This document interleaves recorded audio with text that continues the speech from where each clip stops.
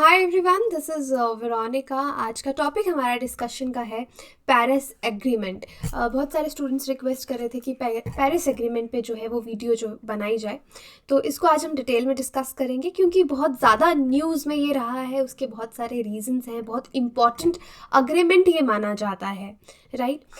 देखिए, यहाँ पे मैं कुछ बातें आपको बताना चाहूँगी कि जब भी हम क्लाइमेट चेंज की बात करते हैं या कहते हैं कि टेम्परेचर बढ़ रहा है, ग्लोबल वार्मिंग हो रही है, तो हमको सबसे ज़्यादा दिमाग में क्या आता है? पेरिस एग्रीमेंट के बारे में आता है। अब ह्यूमन एक्शंस की वजह से क्या हो रहा है कि बहुत सारी जो आपकी ग्रीन हाउस गैसेज हैं वो एटमॉस्फेयर में जा रही हैं, जैसे कि कार्बन डाइऑक्साइड हो गया, मीथेन हो गया। तो इसकी वजह से क्या हो रहा है? ग्रीन हाउस इफेक्ट क्रिएट हो रहा है।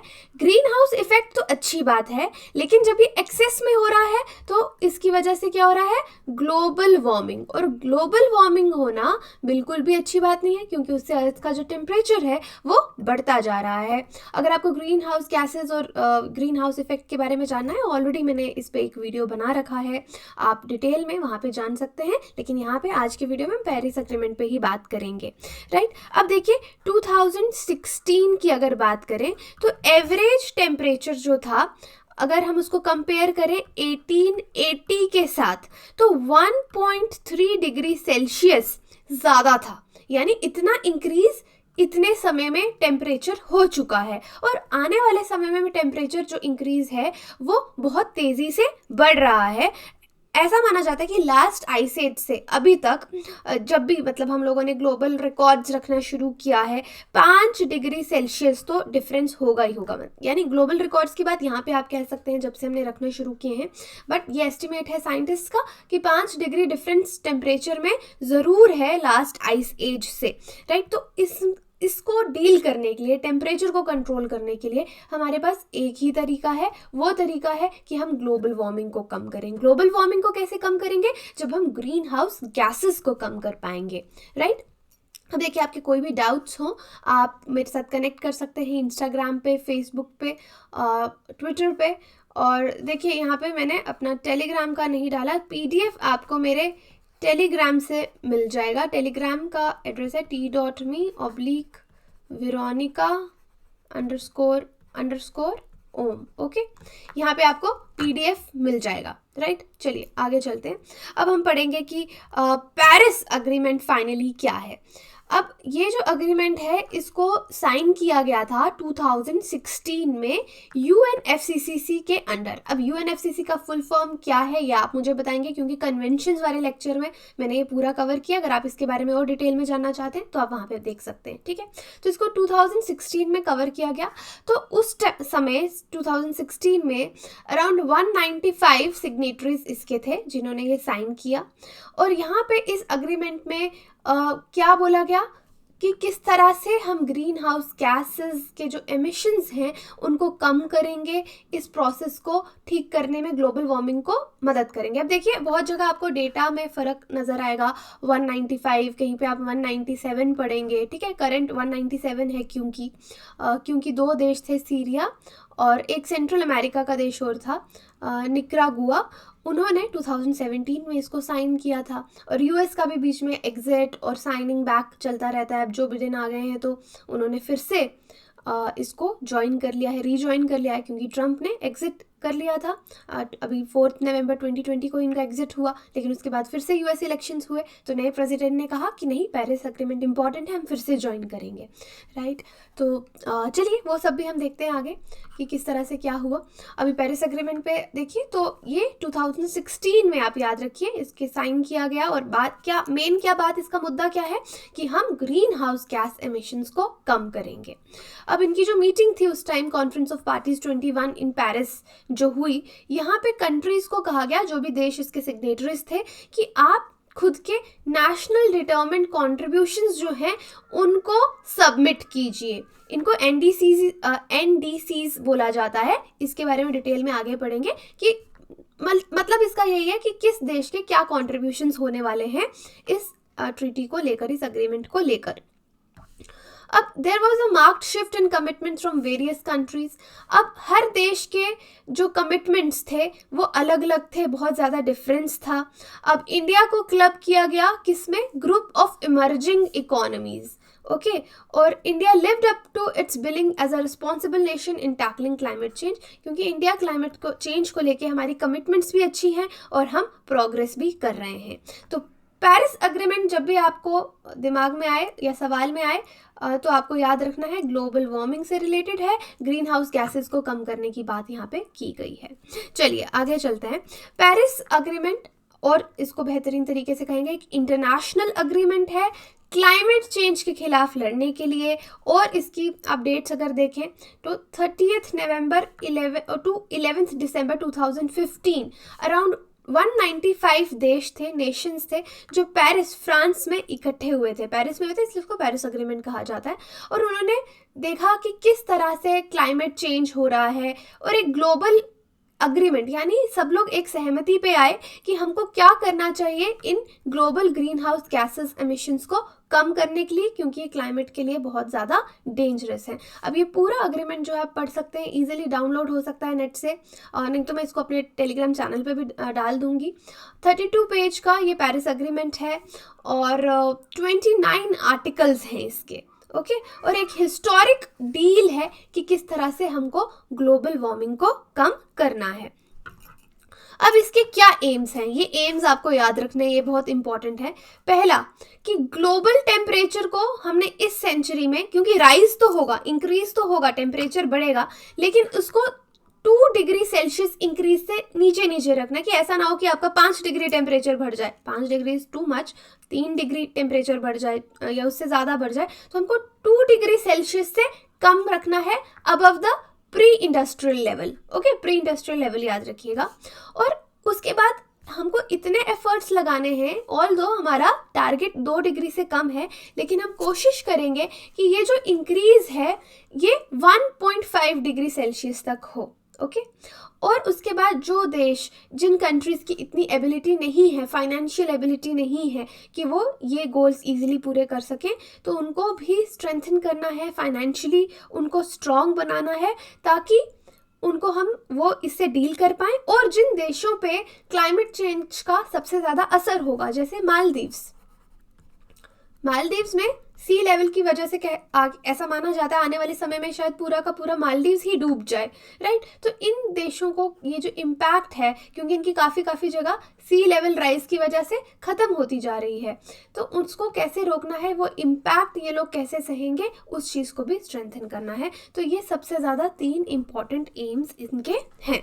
तो इस अग्रीमेंट में बात की गई है 20-20-20 टारगेट्स की। ये क्या है कि कार्बन डाइऑक्साइड एमिशंस को 20% कम करना है। उसके बाद रिन्यूएबल एनर्जी मार्केट पे काम करना है, ताकि हम फॉसिल फ्यूल्स पे डिपेंडेंट ना रहें, रिन्यूएबल एनर्जी पे डिपेंडेंट रहें, 20% इंक्रीज करना है। और एनर्जी एफिशिएंसी भी 20% इंक्रीज करनी है। तो ये दोनों जो स्लाइड्स हैं आप देख सकते हैं, ये आपके एम्स एंड गोल्स हैं पेरिस अग्रीमेंट के।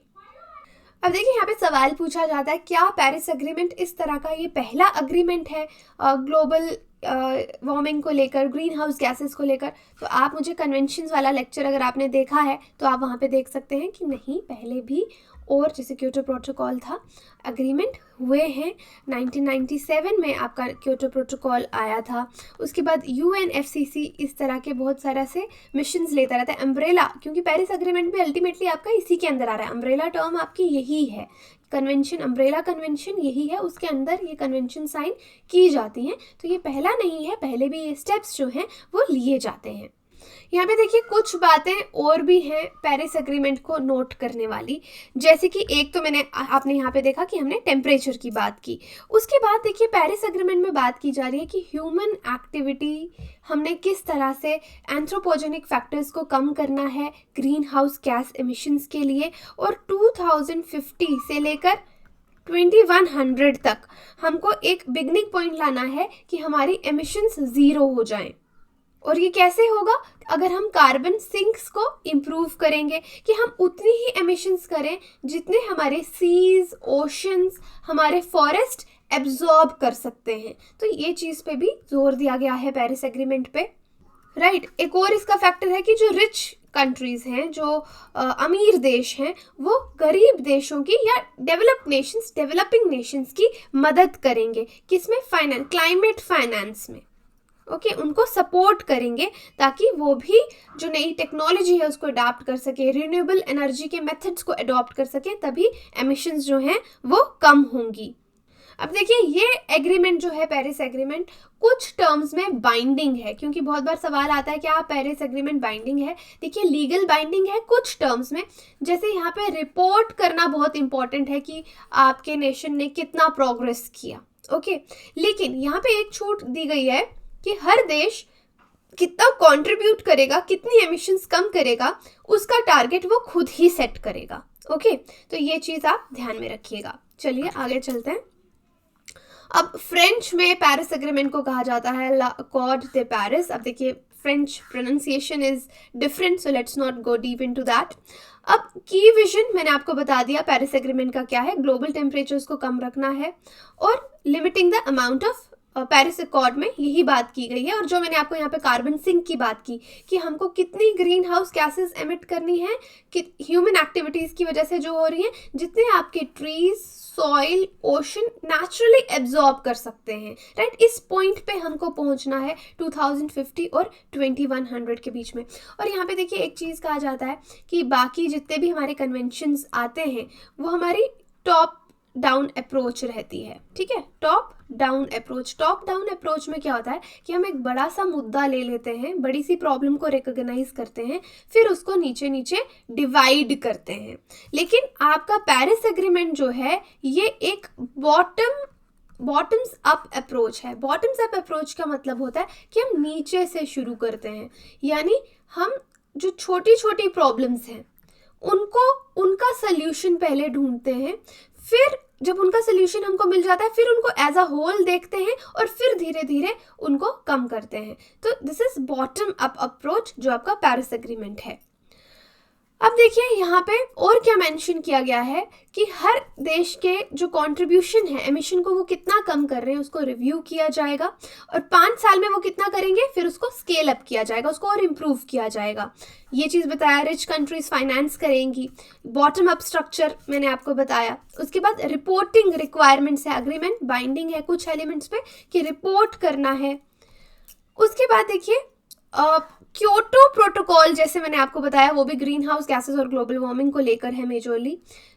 डिफरेंस क्या है? पेरिस एग्रीमेंट आपका लीगली बाइंडिंग है जितनी भी पार्टीज हैं इसकी, लेकिन क्योटो प्रोटोकॉल के केस में ऐसा नहीं था, क्योंकि क्योटो प्रोटोकॉल में हमने एक डिफरेंस रखा था। वो डिफरेंस था डेवलप्ड देश और डेवलपिंग देशों के बीच में। डेवलपिंग देशों पे इतने ज़्यादा हार्श रूल्स नहीं थे कि उनको एमिशंस कम करना ही करना है, तो यहाँ पे वो डिफरेंस है। यहाँ पे कोई भी डिफरेंस डेवलप्ड और डेवलपिंग नेशंस के लिए अलग अलग नहीं रखा गया है।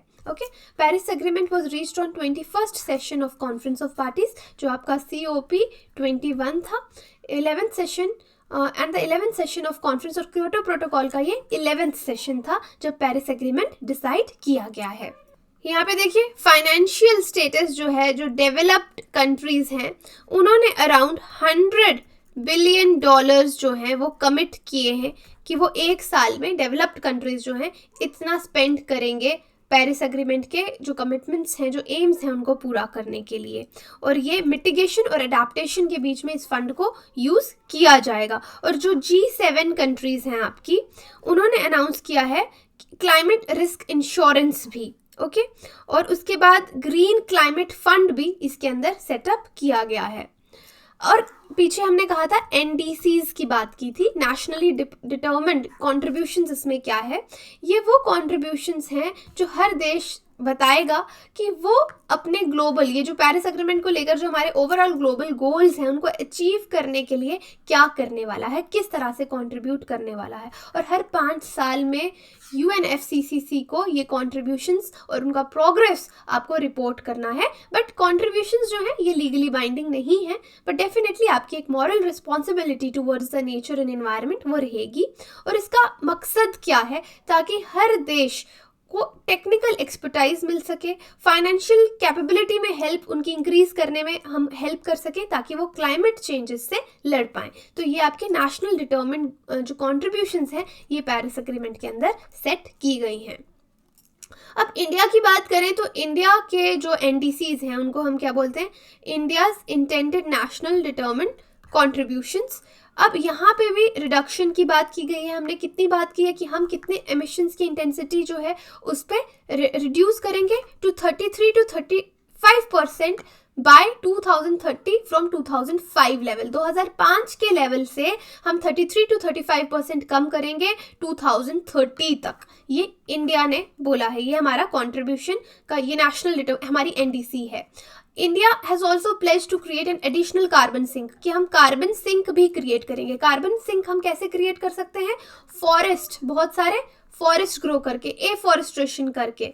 Okay, 2.5 to 3 billion tons of carbon dioxide equivalent जितना एब्जॉर्ब हो जाए इतना कार्बन सिंक हम इंक्रीज करेंगे। कार्बन सिंक पे भी हमने अलग से वीडियो डिटेल में बनाया है।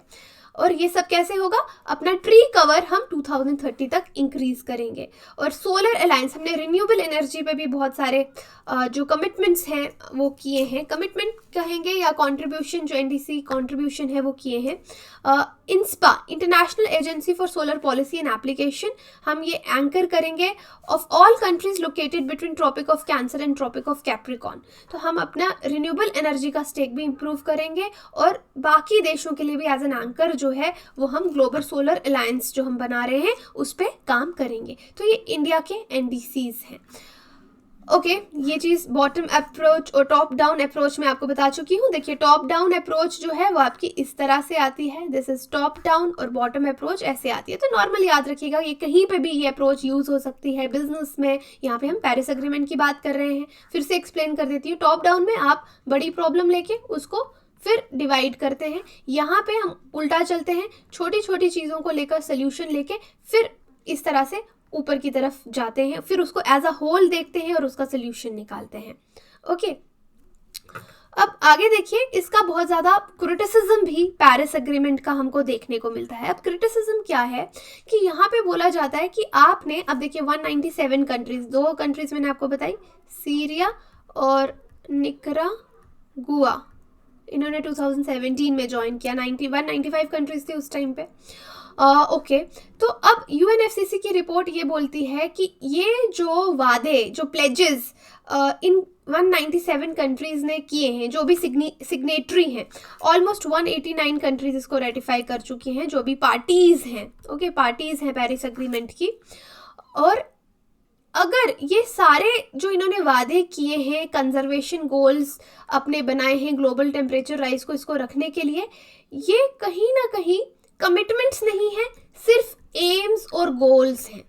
अगर ये सब 100% अचीव भी कर लेते हैं तो भी शायद जो डिज़ायर्ड गोल है हम उसको अचीव नहीं कर पाएँ। क्रिटिसिज्म करने वाले ऐसा बोलते हैं कि हमको जो गोल्स हमने रखे हैं अलग, क्योंकि आपने हर देश को कह दिया कि आप अपना गोल खुद सेट करिए, तो वहाँ पे बहुत ज़्यादा शिफ्ट है। किसी ने तो बहुत ज़्यादा गोल रखा है, किसी ने बिल्कुल कम रखा है, राइट। तो ये इस चीज़ पे थोड़ा चेक रखा जाए और इन चीज़ों को इम्प्रूव किया जाए, अदरवाइज ये गोल्स हम अचीव नहीं कर पाएंगे। क्योंकि देखिए मैकेनिज्म क्या है इस पूरे पेरिस एग्रीमेंट का, वॉलेंट्री नेशनल कैप्स हैं, हर देश खुद डिसाइड कर रहा है। कुछ ऐसा गाइडेंस नहीं है कि हम बोले हाँ इंडिया में इतनी एमिशंस हैं, इतनी एमिशंस कम करनी है। यूएस, अब देखिए जिस तरह से सेकेंड लार्जेस्ट कंट्रीब्यूटर है ग्रीन हाउस गैसेस का, अगर वो बोलेगा कि मैं तो बिल्कुल कम करूंगा तो हम ये गोल कभी भी अचीव नहीं कर पाएंगे। तो कोई गाइडेंस, कोई स्ट्रिंजेंट कैप्स जो हैं वो इस पे हमको रखनी चाहिए। ओके, अब इंडिया एट COP21, ये हमने ऑलरेडी पढ़ लिया, फिर से ये स्लाइड इंक्लूड की गई है कि 21 में ही हमने जो कॉन्फ्रेंस ऑफ पार्टीज था, ये सारे जो हमारे INDCs हैं, नेशनल डिटर्मिन्ड कॉन्ट्रीब्यूशंस जो हैं वो हमने बताए थे कि किस तरह से हम कम करेंगे। और non fossil fuels, aiming to reach 40% of installed capacity from non fossil fuels यानी रिन्यूएबल एनर्जी। और टारगेट क्या है हमारा, 175 गीगावाट रिन्यूएबल एनर्जी जनरेट करनी है हमने 2022। तो ये नेक्स्ट ईयर ही है, तो लेट्स सी कि हम कितना अचीव कर पाते हैं। अब इंडिया प्लान कर रहा है फॉरेस्ट कवर अपना इंक्रीज करने के लिए, फॉसिल फ्यूल्स पे हम कम डिपेंडेंट होना चाहते हैं, ओके। और इंडिया का जो नेशनल कमिटमेंट्स हैं कार्बन स्पेस को लेकर, उसको भी हम सीरियसली ले रहे हैं और कार्बन सिंक्स इंक्रीज कर रहे हैं। India expects developed countries to mobilize $100 billion annually by 2020। तो हम ये भी सोच रहे हैं कि हमको $100 बिलियन का सपोर्ट भी मिलेगा डेवलपिंग देशों को। ये जो एम्स है मिटिगेशन और अडेप्टेशन क्लाइमेट चेंज को लेकर, हम इसको अचीव करने के लिए वी आर एक्सपेक्टिंग कि हमको इतना सपोर्ट भी मिलेगा डेवलपिंग कंट्रीज को एज अ होल। देखिए, इंडिया के ग्रीन हाउस गैस एमिशंस के बारे में आपको मालूम होना चाहिए। अराउंड कितना है, 6.5% ऑफ 2014 ग्लोबल टोटल जितना 2014 में किया गया था, उसमें से 6.5% इंडिया की एमिशंस थी। ये रिपोर्ट है वर्ल्ड रिसोर्सेज इंस्टीट्यूट की। इसकी वजह से हम 4th लार्जेस्ट एमिटर हो जाते हैं, चाइना, यूएस और यूरोपियन यूनियन के बाद। यूरोपियन यूनियन सबसे ज़्यादा एमिट करती है, दूसरे नंबर पे यूएस है, तीसरे नंबर पे चाइना है और 4th नंबर पे इंडिया है। और यहाँ पे अगर आप देखें इंडिया का एमिशन फॉसिल फ्यूल की वजह से कितना हो रहा है, तो वो हमारा लोएस्ट है मेजर इकोनॉमीज में। देखिए, इंडिया का 1.3 MT है कार्बन डाइऑक्साइड, चाइना का 7.72, यूरोपियन यूनियन 6.97 और 15.74। यहाँ पे कंफ्यूज मत होइएगा कि हमने यूरोपियन यूनियन को 1 बोला और यूएस की ज़्यादा है। ये सिर्फ फॉसिल फ्यूल से जो गैसेज रिलीज हो रही है उसकी बात की जा रही है। ओवरऑल आप देखेंगे तो यूरोपियन यूनियन का सबसे ज़्यादा होगा। अब इंडिया का क्या प्रोग्रेस रहा है अभी तक जो हमारे क्लाइमेट कमिटमेंट्स हैं उनको लेकर, तो देखिए India has reduced emission intensity bye 21% over 2005 level. 2005 level से 21% जो हमारी इंटेंसिटी है एमिशंस की, हम वो रिड्यूस्ड कर चुके हैं। और सोलर कैपेसिटी भी हमारी इंक्रीज हुई है, 2.63 गीगावाट्स थी 2014 में और अब 36 गीगावाट्स 2020 में है। ये हमारी प्रोग्रेस रिपोर्ट है। Renewable energy capacity is the 4th largest in the world and will reach 175 gigawatts before 2022। देखो अभी तक 36 हो चुकी थी 2020 में और 2022 तक हम सोच रहे हैं 175 हम कर देंगे। Let's see. India has also set new target 450 gigawatts of renewable energy capacity by 2030। Solar energy की बात कर रहे हैं यहाँ पे, और यहाँ पे हम रिन्यूएबल एनर्जी सोलर के सिवाय भी 450 गीगावाट्स हम नया टारगेट जो है हमने सेट किया है। और वर्ल्ड स्टेज पे इंडिया ने 2 मेजर इनिशिएटिव्स लिए हैं। एक तो इंटरनेशनल सोलर अलायंस हम लोगों ने बनाया है, हम उसको सबको कोऑपरेट कर रहे हैं, टेक्नोलॉजी में हेल्प कर रहे हैं, उनकी यानी मिलके काम कर रहे हैं। और coalition for disaster resilient infrastructure, तो इंडिया ने 2 ये प्रोग्रेस आप देख सकते हैं, इंडिया की प्रोग्रेस रिपोर्ट है।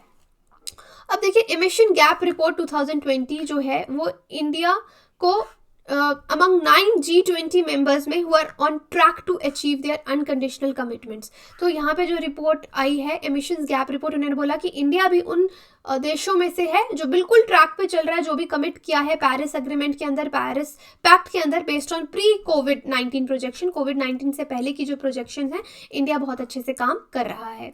उसके बाद क्लाइमेट एक्शन टेकर वेबसाइट, देखिए ये एग्जाम्पल्स आप मेंस में दे सकते हैं कि हमारा देश अच्छा काम कर रहा है। Climate action tracker website has rated its climate efforts as 2 degree compatible that can contribute to limiting warming by the end of century to 2 degrees Celsius, making India the only major economy to be so highly rated। तो इतना अच्छा rate किया कि India जिस तरह से achieve कर रहा है, तो जो हमारे 2 डिग्री से हमने टेम्परेचर को कम इंक्रीज होने देना है, इंडिया को जितना काम करना चाहिए इंडिया कर रहा है। हमारे जितनी भी एफर्ट्स हैं वो 2 डिग्री कंपैटिबल हैं, हमारे जो एफर्ट्स हैं क्लाइमेट एफर्ट्स टेम्परेचर को कंट्रोल में रखने के लिए। देखिए लेकिन हर जगह कुछ ना कुछ चैलेंजेस जो हैं वो आते हैं, तो यहाँ पे भी कुछ चैलेंजेस हैं। ये चैलेंजेस क्या हैं? Issues with afforestation and carbon sink. ये इंडिया के चैलेंजेस की मैं बात कर रही हूँ। देखिए जिस तरह से हमारे प्राइम मिनिस्टर ने बहुत अच्छे से वर्ल्ड स्टेज पे क्रेडिट लिया कि हमने फॉरेस्ट्स को एक्सपैंड किया है, तो ये बिल्कुल अच्छी बात है कि हम अपने गोल्स पे काम कर रहे हैं, लेकिन फिर हमको क्रिटिसिज्म वहाँ पे देखने को मिलता है और इवन की गवर्नमेंट को भी ये दिखता है कि जो डिफरेंट स्टेट्स ने हमको डेटा दिया है वो कितना रेलेवेंट है। क्योंकि उस पे थोड़ा सवाल उठाया जा रहा है कि क्या वो डेटा प्रॉपरली रेलेवेंट है या नहीं है, क्या हमारे पास प्रॉपर सिस्टम है इसको देखने के लिए कि कितना एफॉरेस्ट्रेशन और कार्बन सिंक हम इंक्रीज कर पा रहे हैं। एंड डेफिनेटली फिर आपके इश्यूज आते हैं थोड़े रिन्यूएबल एनर्जी एडिशंस और एमिशंस को लेकर कि 2020 तक 36 गीगावाट तक हम पहुंच पाए और 2022 तक हमने 175 गीगावाट का प्रॉमिस किया, तो क्या ये हम अचीव कर पाएंगे? इतने टाइम में तो हम इतना ही कर पाए, राइट? तो ये चैलेंजेस हैं कि क्या हम कंप्लीट कर पाएंगे या नहीं, क्योंकि बहुत ज़्यादा यहाँ पे स्केलिंग की ज़रूरत है। और अगर आप देखें बहुत ज़्यादा स्टेट्स इस पे इतना ज़्यादा काम भी नहीं कर रही। साउथ की कुछ स्टेट्स सोलर को लेकर काम कर रही हैं, लेकिन हर स्टेट इतनी अच्छे से इस पे काम नहीं कर रही कि हम अपना कैपेसिटी इतनी जल्दी इम्प्रूव कर पाएँ। तो डेफिनेटली अब देखिए नेक्स्ट मीटिंग आपकी होने वाली है ग्लासगो में 2021 में। तो इंडिया को हमको फोकस करना है हमारे फ्यूचर एमिशन के जितने प्लान्स हैं, ग्रीन इन्वेस्टमेंट के जितने प्लान्स हैं उनको लेकर, ताकि हमने जो भी कंट्रीब्यूशन या कमिटमेंट की है हम उसको पूरा कर पाएँ। तो यहाँ पे देखिए थोड़ा सा जो लोगों को हमेशा कन्फ्यूजन रहती है कि पेरिस एग्रीमेंट में क्या लिखा है, किस तरह से अगर कोई देश इसको छोड़ना चाहता है तो वो छोड़ेगा। देखिए आर्टिकल 28 है पेरिस एग्रीमेंट का, जो कंट्रीज को अलाउ करता है कि वो पेरिस एग्रीमेंट को छोड़ सकते हैं। प्रोसेस उसका बाकायदा वहाँ दिया गया है कि एक कंट्री को नोटिस देना है अगर वो छोड़ना चाहता है, leaving at least 3 years after Paris agreement came into force. जब पेरिस एग्रीमेंट फोर्स में आया उसके 3 साल तक आप दे सकते हैं, आप 3 साल के बाद उसके नोटिस दे सकते हैं कि आप छोड़ना चाहते हैं। तो देखिए अब एग्रीमेंट कब आया था आपका फोर्स में? 4 नवंबर 2016। तो यूएस कब एलिजिबल हो गया नोटिस देने के लिए? ये है 4 नवंबर 2019 में एलिजिबल हो गया कि हम छोड़ना चाहते हैं। 16, 17, 18, 19 3 साल के बाद, ओके। और लेकिन विड्रॉ ऐसा नहीं है कि 19 में आपने नोटिस दे दिया और एकदम से आप पेरिस एग्रीमेंट विड्रॉ कर देंगे, नहीं, विड्रॉ इमीडिएट नहीं है। इसमें ऑलमोस्ट 1 साल लग जाता है इस नोटिस की प्रॉपर सबमिशन और एक्सेप्टेंस में। तो इसका ये मतलब है यूनाइटेड नेशंस पेरिस एग्रीमेंट को कब छोड़ के गया? इसलिए 4 नवंबर 2020। तो आप तभी हम लोग न्यूज़ में देखते हैं कि भाई 4 साल से ही बात कर रहा है यूएस, ये छोड़ क्यों नहीं रहा? तो बेसिकली हर चीज़ का प्रोसेस होता है, तो यहाँ पे ये प्रोसेस था। लेकिन अब गुड न्यूज़ ये है कि प्रेसिडेंट जो बिडेन जो हैं उन्होंने फर्स्ट डे ही बोला कि हम जो डोनाल्ड ट्रंप का ये था कि हम पेरिस एग्रीमेंट छोड़ रहे हैं उसको रिवर्स कर रहे हैं, फिर से रीजॉइन कर रहे हैं। तो यस, पेरिस एग्रीमेंट में ये है कि कोई भी देश फिर से रीजॉइन करना चाहता है तो वो कभी भी कर सकता है। तो it will take as a part of 2021 United Nations climate change conference, जो आगे ग्लासगो में होगी। फिर हम देखेंगे कितने इसके सिग्नेटरीज हैं और कितने पार्टीज हैं। फॉर नाउ 197 सिग्नेटरीज हैं और 189 जो देश हैं वो इसके पार्टीज हैं, ओके। तो अभी तक UN.org पे यही डेटा है, बट आगे हम देखते हैं किस तरह से ये डेटा अपडेट होता है। तो यही था हमारा आज पूरा डिस्कशन पेरिस एग्रीमेंट को लेके। आई होप अब आपको क्लियर होगा, और कोई भी कंफ्यूजन है आप मुझसे इंस्टाग्राम या टेलीग्राम, फेसबुक, जहाँ पे भी आप हैं आप क्वेश्चन कर सकते हैं। Thank you so much.